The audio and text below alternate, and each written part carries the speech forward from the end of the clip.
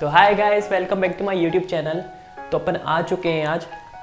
Sorry guys, पहले तो मैंने आपको जो नेक्स्ट वीडियो आई इसके पहले वो एंडिंग ही था, लेकिन उसमें कुछ टॉपिक बच रहे थे तो मैंने कहा उसको पहले पूरा अपन करा ही रहे हैं चैप्टर्स शॉर्ट के अंदर, तो उसको भी जो बच रहा है उसको भी रिवाइज करा देते हैं। तो उसका लास्ट टॉपिक बच रहा है तो आज उसको अपन कंटिन्यू रखेंगे। अपन ने पिछली वाली वीडियो में देखा था कि फिजिबिलिटी स्टडीज़ देख ली थी। अपन देख रहे थे प्रमोशन। कंपनी जो होती है वो फॉर्मेशन होती है 4 स्टेजेस से होते हुए। पहला होता है प्रमोशन, सेकंड होता है इनकॉर्पोरेशन या बर्थ सर्टिफिकेट कह सकते हैं अपन, थर्ड होता है कैपिटल सब्सक्रिप्शन और फोर्थ होता है कमेंसमेंट ऑफ बिजनेस। आज अपन प्रमोशन को ही कंटिन्यू रखेंगे। प्रमोशन में अपन लोगों ने देख लिया था, फिजिबिलिटी स्टडीज़ देख रहे थे अपन। नेक्स्ट वीडियो में फिजिबिलिटी स्टडीज़ देखी थी। फिजिबिलिटी स्टडीज़ मीन्स जो कंपनी होती है वो जो बंदा के बिज़नेस शुरू कर रहा है वो अपनी जो अच्छे से गो थ्रू कीजिए, मतलब जो कंपनी शुरू करने वाला है, जिस तरह के प्रोडक्ट बनाने वाला है उसके बारे में जैसा सारा डिटेल इन्वेस्टिगेशन करता है। वो बंदा क्या करता है डिटेल इन्वेस्टिगेशन में? पहले करता है कॉस्ट क्या लगेगी जब मैं प्रोडक्ट बनाऊंगा, कितनी कॉस्ट लगेगी, कितने कैपिटल लगेंगे। सेकंड करता है प्रॉफिटेबिलिटी, प्रॉफिट कितना होगा, प्रॉफिट मतलब प्रॉफिट कितना होगा मेरी कंपनी को, साल के अंत में मेरे को कितना प्रॉफिट होगा, इसमें ज़्यादा प्रॉफिट है या नहीं है, या जितना मैं उसमें कैपिटल लगा दूं उससे कहीं ज़्यादा मेरे को प्रॉफिट नहीं मिले और नुकसान हो जाए, वो सब ये चेक करेगा एक बिजनेसमैन। नेक्स्ट होता है प्रोडक्शन प्रोसेस। प्रोडक्शन का प्रोसेस क्या रहेगा। और फोर्थ देखा था अपन लोगों ने, जो मेरा प्रोडक्ट बन रहा है, जो मार्केट में लॉन्च होने वाला है, उसको लोग पसंद करेंगे नहीं करेंगे, उसका इनोवेशन में करूँगा तो लोग मेरे को पसंद करेंगे नहीं करेंगे, और ज़्यादा से ज़्यादा मेरा प्रोडक्ट बिक पाएगा नहीं बिक पाएगा, मतलब मार्केट में स्टैंड कर पाएगा नहीं कर पाएगा।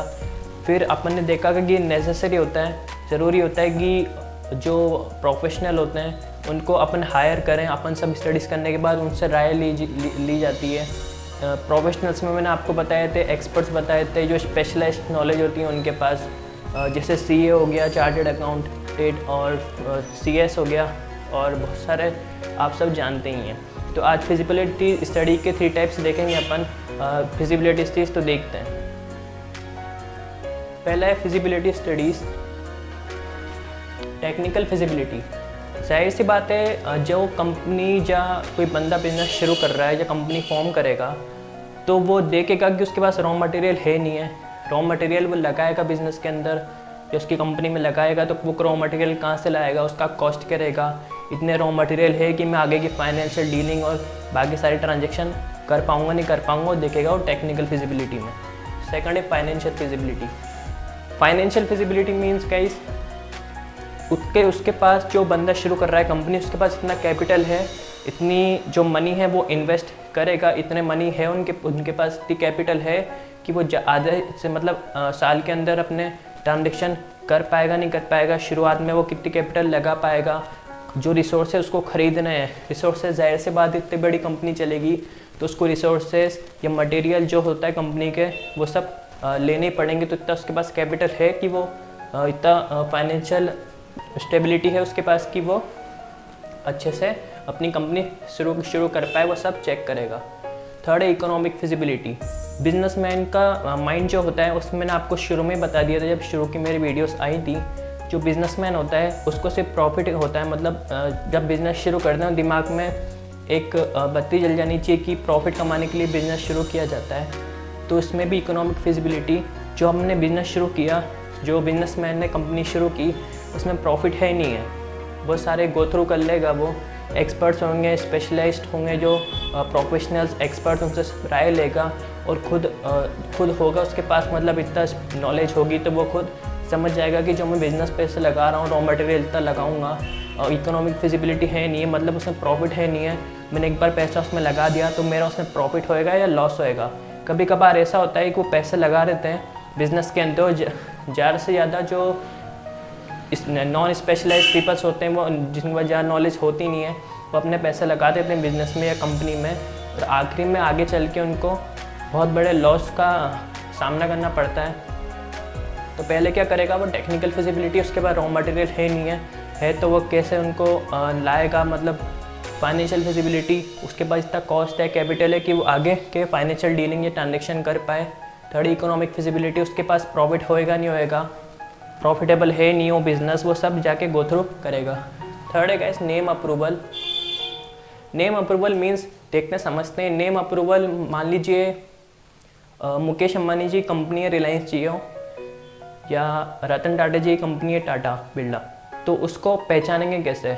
क्योंकि वो कंपनी पहले से एक स्पेसिफाइड जो कंपनी का नेम है उससे जानी जा रही है, तो उसको कंपनी को अपन उस नाम से पहचानेंगे। ये भी एक फॉर्मेशन के अंदर पार्ट है नेम अप्रूवल, वो कंपनी किस नाम से जानी जाएगी। तो देखते हैं, it is necessary for every company to get its name approved from the registrar. जो कंपनी होगी वो रजिस्ट्रार ऑफिस के अंदर, मतलब ROC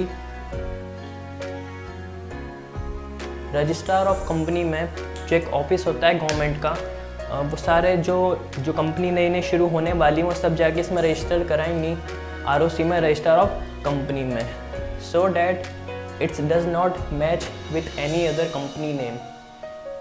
जो कंपनी है, जो रजिस्ट्रार ऑफ कंपनी है, जो रजिस्ट्रार बना रखा है, जिसमें सारे जो कंपनी वो सारे अपने नाम लिखवाएंगी, तो इसमें क्या होगा, जो ROC है रजिस्ट्रार है, वो अपने जो कंपनी का नाम है, मतलब जो अपन ने सेलेक्ट किया या उन लोगों ने दिया, वो ऐसा नाम सेलेक्ट करेंगे जो नाम किसी दूसरी कंपनी के नाम पर रजिस्टर बिल्कुल भी नहीं है। वही नाम आपको अलॉट किया जाएगा और वही नाम से आप लोग बिजनेस शुरू करते हैं, अपनी कंपनी शुरू कर पाएंगे।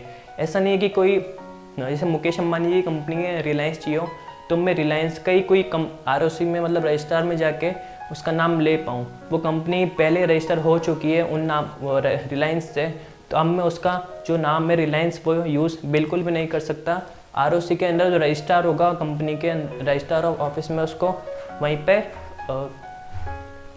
डिस्कनेक्ट कर दिया जाएगा।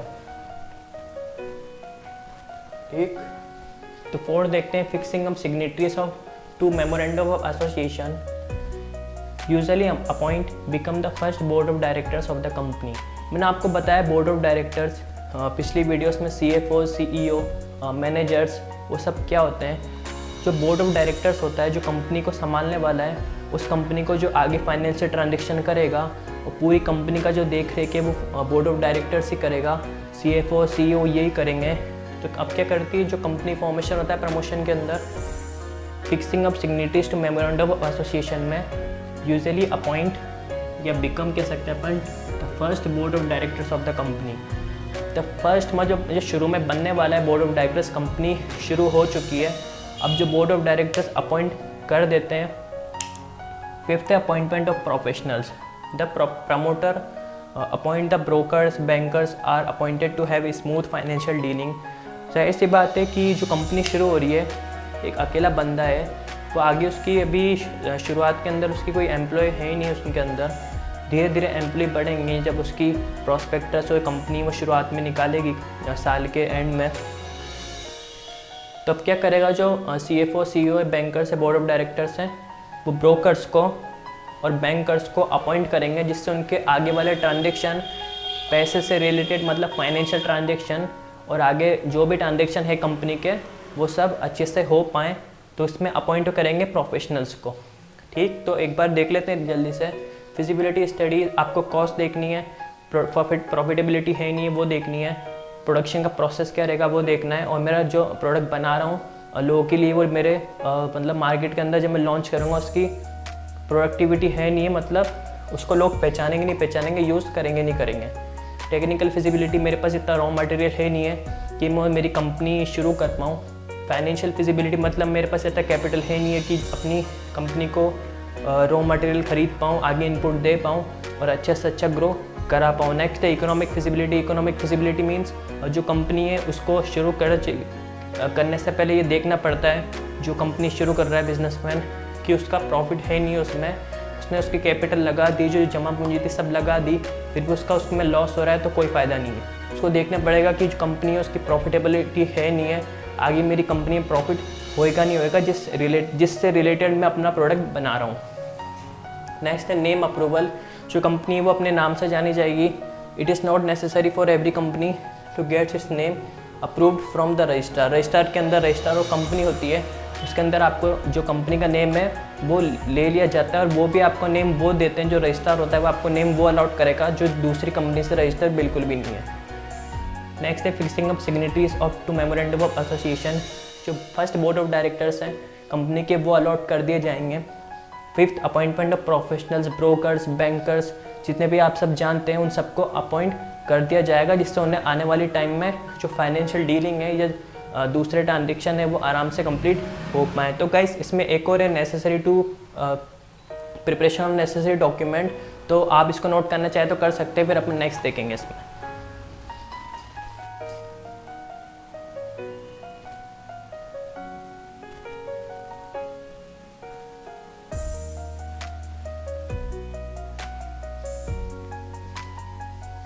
चलिए गाइस अब शुरू करते हैं। प्रिपरेशन ऑफ नेसेसरी डॉक्यूमेंट मतलब अपना जो फर्स्ट स्टेप था प्रमोशन वो कंप्लीट हो चुका है।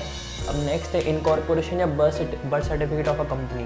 तो देखिए preparation of necessary document, a promoter takes up the next step to prepare some legal documents of the company which have to be submitted to the registrar office. अब जो promoter है जिसने कंपनी जो शुरू कर रहा है, जो प्रमोट कर रहा है कंपनी को, अब उस क्या करेगा, जो उसने जो जितनी भी मतलब जानकारी ली है कहीं और से ली है, प्रोफेशनल से ली है, एक्सपर्ट से ली है, अब इस कंडीशन में क्या करेगा वो प्रिपरेशन मतलब जितनी उनने लीगली जो जानकारी ली है उसके आधार पे फाइल बनाएगा। फाइल बनाने के बाद वो किसको देगा, आरओसी को। आरओसी अपन लोगों ने अभी देखा, ROC means registrar of company, जो रजिस्ट्रार ऑफ कंपनी जो रजिस्टर होने वाली है कंपनी आरओसी ऑफिस के अंदर, रजिस्ट्रार ऑफिस के अंदर, वो जो प्रमोटर है वो सारे जो जितनी उन्होंने जानकारी ली है कंपनी के बारे में, जो वो अब क्या करेगा, अब फाइल बनाएगा। फाइल वो देगा रजिस्ट्रार को। रजिस्ट्रार कुछ परसेंट मतलब कुछ परसेंट उनसे रुपीस लेगा। फिर उनके बाद वो क्या करेगा, वो सब सारी चीज़ें चेक करेगा कि हाँ ये सूटेबल है नहीं है, सारी जो उनने डॉक्यूमेंट बना के मेरे को सबमिट किया है रजिस्ट्रार को वो सब सूटेबल है नहीं है। वो सब सूटेबल रहेगा तो कंपनी जो रजिस्ट्रार है वो कंपनी को दे देगा birth certificate of a company, जिसको अपन साधारण भाषा में कहते हैं इनकॉर्पोरेशन। आया समझ में। जो प्रमोटर है वो नेक्स्ट स्टेप पे आया, उनने डॉक्यूमेंट सारे लीगल डॉक्यूमेंट्स कलेक्ट किए, फाइल में कलेक्ट किए, उनको देगा रजिस्ट्रार ऑफिस के अंदर।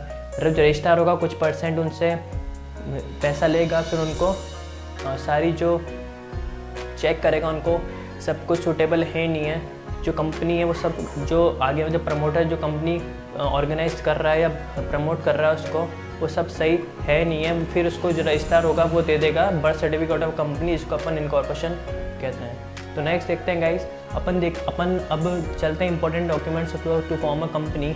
अपन लोग देखेंगे इस वाले चैप्टर में दो तरह के डॉक्यूमेंट्स देखेंगे। पहला देखेंगे मेमोरेंडम ऑफ एसोसिएशन, जिसको अपन शॉर्टकट में एमओए कहते हैं। नेक्स्ट देखेंगे आर्टिकल ऑफ एसोसिएशन, जिसको अपन शॉर्टकट में एओए कहते हैं। पहले देख लेते हैं एमओए क्या होता है। It is most important document of a company.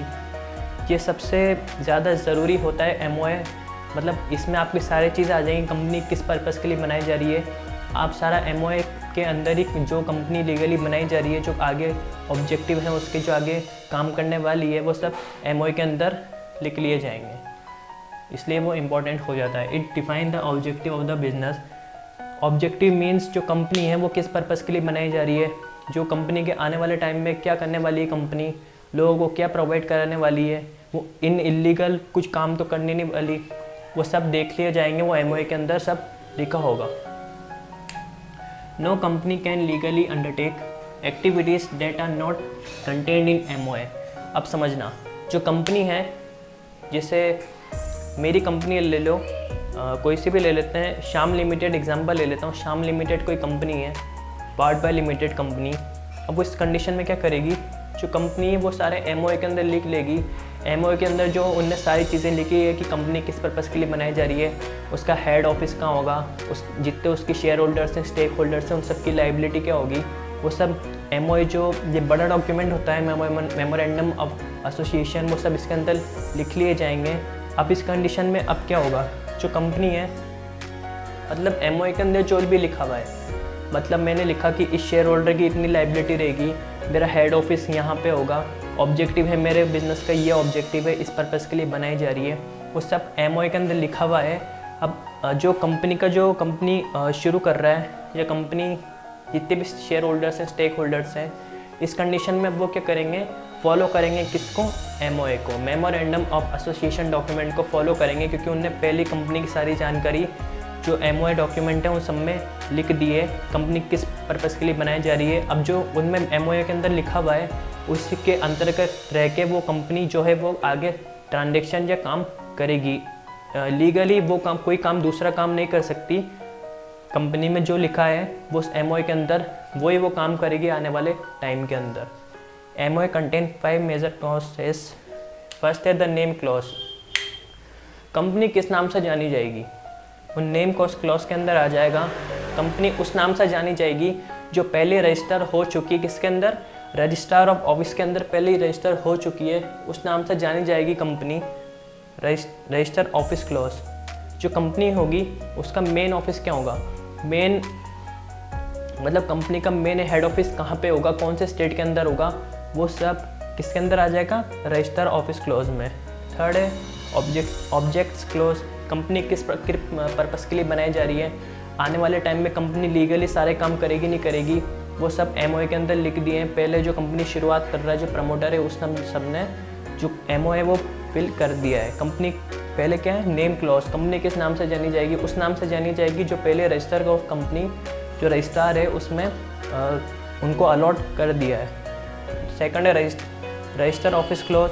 Company किसके लिए रजिस्टर हो चुकी नहीं हो चुकी है वो सब देखा जाएगा। ऑब्जेक्ट क्लॉज, कंपनी किस पर्पज़ के लिए बनाई जा रही है वो सब ऑब्जेक्ट क्लॉज के अंदर देखा जाएगा। थर्ड है लाइबिलिटी क्लॉज। लाइबिलिटी गाइस अब ध्यान से समझना, लाइबिलिटी मीन्स मैंने आपको बताया था शुरुआत की वीडियोस में, लाइबिलिटी मीन्स रेस्पॉन्सिबिलिटी टू पे।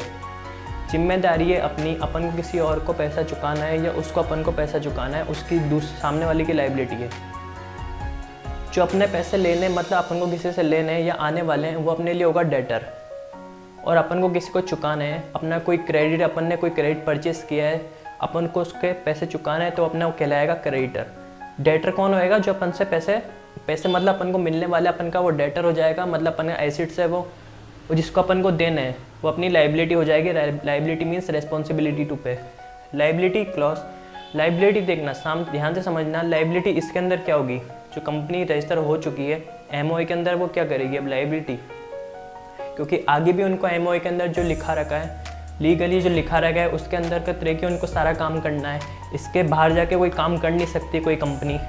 तो लाइबिलिटी क्लॉज मीन्स, एग्जाम्पल के तौर पे समझाता हूँ मैं आपको।